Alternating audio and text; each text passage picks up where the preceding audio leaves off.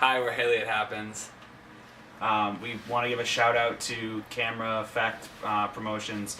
Really appreciate the opportunity to be doing an interview with you guys. Okay. I'm Chris. I sing. I'm Bobby. I play piano, music. Can we do that? Yeah. So first question: how'd the band start? Bob and I have more or less been best friends since we were like 13. I think we've been working on bands for just as long. This is like our 6th band together or something like that. And we're really into stuff like the Secret Handshake and like the early kind of Owl City demos. And we were listening and we were like, I wish this stuff was just like a little bit more sincere and a little less silly. So we kind of were like, all right, well, if we want to hear that, let's make it. And Bob kind of sat down and just wrote this bunch of songs that I fell in love with, and we were like, all right, well, I guess we're actually going to have to commit to this. So it's kind of how we got started. You want to take the next one, Bob? Second question is, where did the band name come from? The band is Hailey It Happens. There's a comma after Hailey. There's no really great story. We just both like the girl's name Hailey. And there's a song by Hope's Fall called It Happens, and just kind of merged the two. It's catchy. We both really like the name, which, doesn't happen a lot when you're in bands. That's pretty much it. Yeah, I wish that story was more fun. Yeah, seriously. All right, next one's before a show, who takes the longest to get ready? Well, that's pretty easy. Yeah, it's definitely me. Yeah, Bobby's the only one who actually has to get ready. I just stand there with a microphone and sing, and Bobby sets up this giant rig. Chris pretty much helps me set it up. He probably knows how to set it up better than I do. I'm just the cable boy, though, at this point. It's just, Bob has a massive setup, and I just walk up and stand at a microphone. It's a whole lot easier. Yeah. Favorite lyric in one of your songs? You want to go first? Yeah, mine's actually off, it's going to be the title track to our next record, which should be coming out in the spring. And it's a song called Aurora. And it was a really personal song for me to write, and there's this one spot in it that said, it's a singer told me to be fearless, and I wear it like a grudge in hopes that I can create something beautiful, that I can sing you something warm. And I feel like that kind of just distills everything that I want to do. There's all these, people who inspire me to keep making music, and really all I keep trying to do is write some kind of song that warms people, makes them feel something the way that those artists feel for me. So that's probably my thing I'm proudest of that we've written. What about you, Bob? My lyric comes from the EP. It comes from the song Frequency, and probably the bridge lyrics. I don't know them by heart, which is pretty terrible, but I don't sing, so I don't really have to. You but, wrote them, dude. I know. I don't remember them.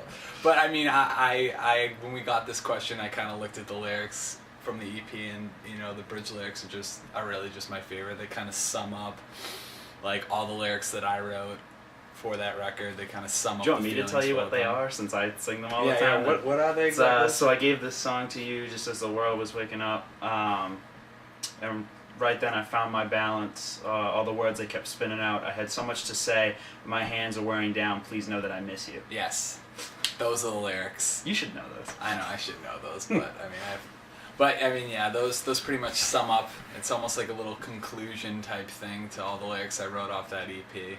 But the lyrics that I did write off the EP. Next question is Celebrity crush. Celebrity crush.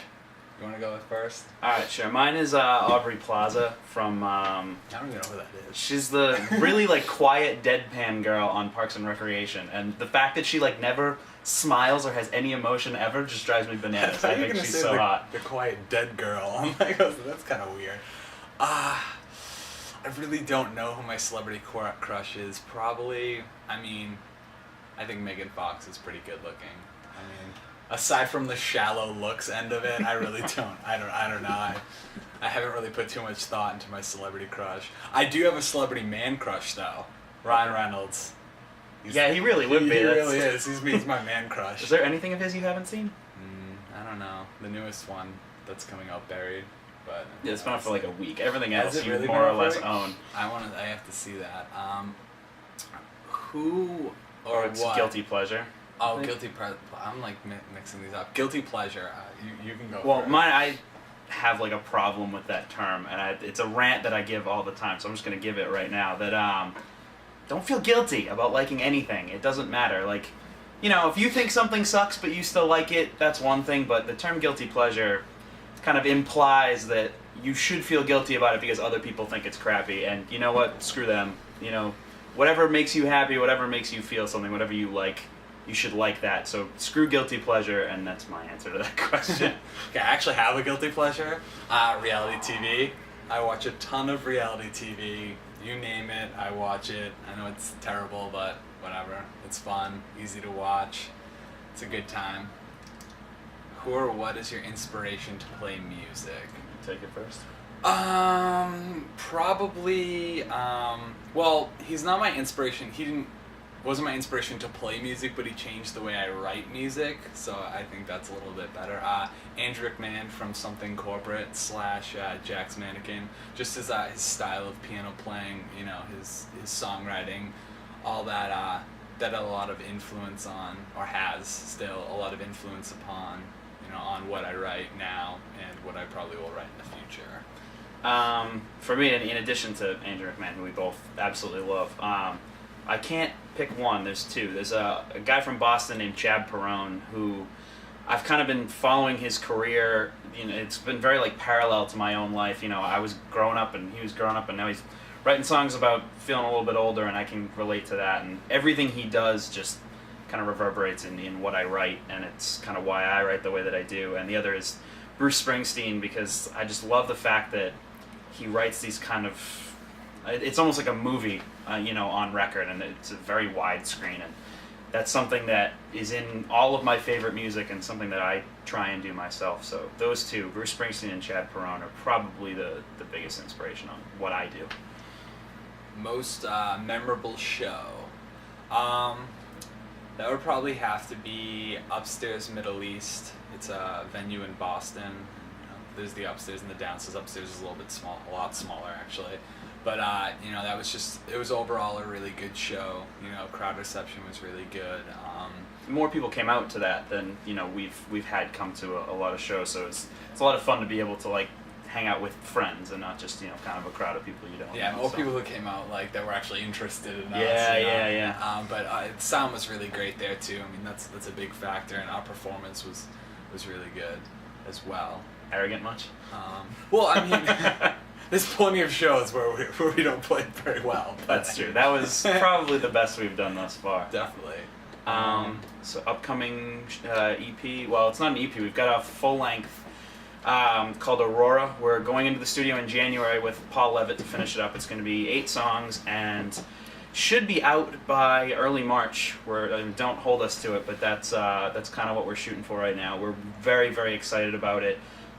If you like what you hear from the EP, this is just you know, that next step above it. Yeah, you know, the EP kind of, we established kind of what we're trying to do and our sound, and now that we did that, I feel like with this one we finally can kind of take it to where we really want it to be. So please be excited, and you know, when that's coming, you'll definitely hear from us.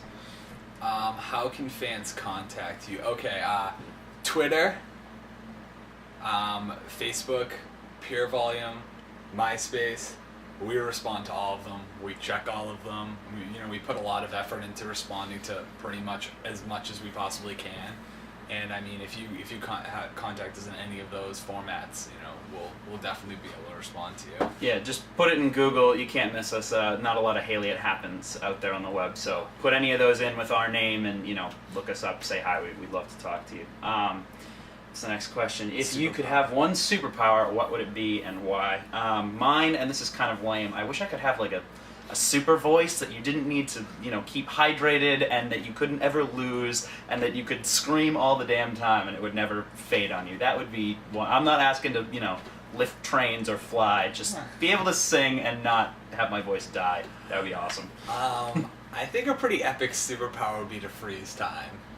I think that's very cool. And pause it and unpause it when you want. I'd get so much done.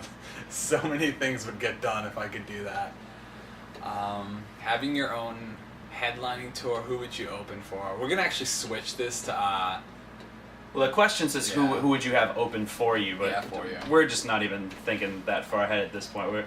think maybe more who we would love to open for. And do you have an answer for that? Yeah, I would love to open for, Jack's Mannequin, something corporate, Rocket Summer. I love the Rocket Summer. There's a million more, but those are the two that are just at the top of my head, and I think we could possibly somewhat mesh with. Yeah, I think, and I know you'll probably roll your eyes at this, but I would really like to open for Owl City for one, because I feel like his shows would just be so fun. That tour all you would do is giggle and smile the whole time you're on that tour. And Lights, because I'm just absolutely in love with her music, and she also does the electronic thing, so the fans wouldn't kind of go, what? But yeah, I feel like either of those would be a whole lot of fun to tour with. Yeah, Lights would be pretty awesome. What's the last one? What do you have to say to your fans? Well, thank you for listening. If you've listened, if you liked it, didn't like it, doesn't matter. We appreciate taking the time out. If you've bought anything, supported us in any format, we truly, truly appreciate.